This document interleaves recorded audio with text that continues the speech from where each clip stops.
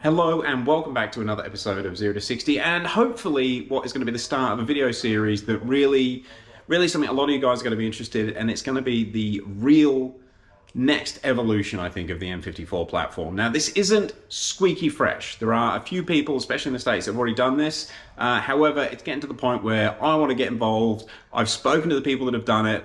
I think there's some things we can do differently and hopefully have a really good result, and hopefully end up with really high power M54s that keep performing and don't just blow up due to the limitations that the factory setups have. And let's not beat around the bush. I'm just gonna show you what it is. These are Max ECU Race standalone ECUs that are specifically ready to plug and play with an E9X, E8X chassis, as in you put this in the car, you get it tuned, you plug it in, and the car has no idea that you've done an MSD81 delete. It's kind of wild. Now, you do lose direct injection. However, my recent experience with Dan's E46, the car that's running an M54 with a Haltech, and again, he's using a Haltech because he doesn't need the E9X CAN bus features. But yeah, that car, running the Haltech, running port injection only, rips. He's been beating on it for about 18 months. He's confident that the way he treats an engine, which is, let's be real, not very nice, is the way to go. A standalone ECU, get rid of the factory MSD80. Now, I don't mean to hate on the factory MSD80s and MSD81s. They have a place. And this is why I'm not going to recommend this mod to everyone. I know people that have done this. I know people that have blown engines up when they do this. And it doesn't mean that it's going to drive like a factory car. I think this is for people that are at the point where they've blown a motor or two up on an MSD80, they want to go drag racing, they want to go fast, they want to go drifting, they want to run things hard. This isn't for people that are daily driving with hybrids, that sort of stuff. It's people that are pushing the limits, and that's what we want to do here. I've got to be honest as well, none of these ECUs were for any of my cars. These are all going in other vehicles that are pushed harder than I push the engines, and that's something that should really help you decide if this is something you should be researching. However, one of these is for a car that I used to own, so hopefully it'll be exciting. But yeah, they are Max ECU Race. Now, we bought these kits. I shouldn't say we, I didn't buy them.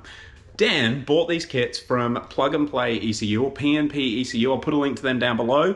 They got this kit put together in about 2 or 3 weeks. And yeah, he pitches them, he sells them as a plug and play kit. Now, Max ECU, a Swedish company, I've been following them for a couple of years now. The kind of stuff they do is amazing. The thing that brought them to my attention was Baytex RX-7.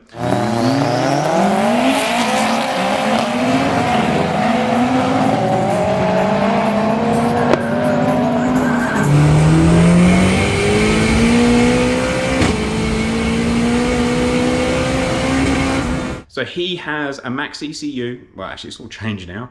However, he had a Max ECU with a K24 turbo running a BMW DCT. So in this age of transmission swaps where everyone's struggling with certain DCT controllers, Baytex out there doing YouTube videos and his car just works perfectly. Max ECU, they do transmission control. So this will control an E9X DCT. So you can run an E9X DCT, you can run them in any chassis. So you can put this ECU in a Skyline with an RB and run a DCT. It's pretty wild. The features of the Max ECU are above and beyond any other ECU I've looked at, sub $10,000. I think you've really got to get up into like Motec land to get more features. They don't do direct injection like the Motecs will, or the Syvecs, but they're literally like half the price of a Syvecs. And aside from direct injection, I think they do most of the things a Syvecs does. Well, they control transmissions, so that's kind of cool. So I've been looking at them for a little while. Now, it's only been in the last sort of 6 months that the full BSD control has been a thing. If you're into N54s, you'll understand that the car has a vehicle CAN bus, a powertrain CAN bus, this weird little bus that controls the alternator, the water pump, and also the battery thing in the boot. Now, Max ECU have only, again, I say 6 months, maybe it was 12 months ago. Everything's going so fast at the moment. Max ECU only recently released the add-on to control the alternator and the water pump properly. So even the BSD bus will operate like it's got a factory computer in there. A few of the guys that I know have had the Max ECU for over 18 months. They didn't have the full BSD bus control. That being said, not the end of the world. Another person that's just come to mind that's really got me looking at Max was Drayson. He's got one of the fastest E90s in the world, probably because it has a twin turbo LS in it, but a wicked car. Using Max ECU, he was using a HTG controller for his transmission.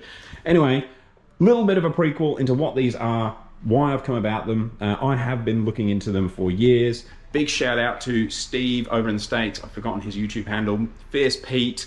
He's another guy that I've quizzed about these things for about the last 12 months. And this wouldn't be happening without you guys that I get to annoy and ask questions and see how much you've broken lately.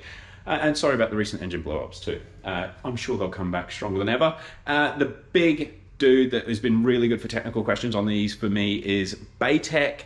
Oh, dudes, really. Baytech in Scotland and Nissi Jarnett. Nissi Jarnett is an OG in the BMW world. He's going quick. He's broken some records. And yeah, he's really good about Max. And he's from Sweden. Maybe that's why he likes them. Anyway, the plug and play or P&P ECU kit, it comes with the Max ECU. These do have Wi-Fi. So you can actually connect the Max ECU race to a tablet and have a digital dash display, custom switches, horrifically customizable. Unlike a lot of the other ECUs like the Haltex that are really good for not letting people make too many mistakes, you can really mess things up with a Max ECU. They're more like a microcontroller than a car ECU, but obviously they're designed to run an engine. So with the P&P kit, you get the Max ECU and you get their plug and play adapter. So this will actually connect into the Max ECU, and this, some of you will recognize it, that's an MSD80, MSD81 ECU connector. That connects into the car. There are a few other connectors that need to go in, which we will get into when we do the installation. And I think that's it. I thought maybe they were supposed to come with an O2 sensor. I don't know if they're supposed to come with an O2 sensor. They're definitely not in the box. However, that's the kit. Now I'm going to go and show you the car that this is going on. It is a heavily modified N54. But in the meantime, if anybody is interested in one of these plug and play ECU kits, hit up Dan from Simply Tuning, because one of them doesn't have a name on it yet. So it will go to whoever's interested in it. And we need some more money to pay for some other builds. Anyway, let's go check this car out. Yeah, that's not a stock rear guard down there. Guys, this is the car that the first Max ECU kit's going on. We're here with Dan. G'day. And that's because it's his job to make it all work. But it is kind of a special car, and I thought I'd intro it to the channel a little bit. But I'd kind of forgotten how big the rear guard. What's going on with that? He wanted to fit a big tyre, so he sent it to a panel shop and put a big guard on it.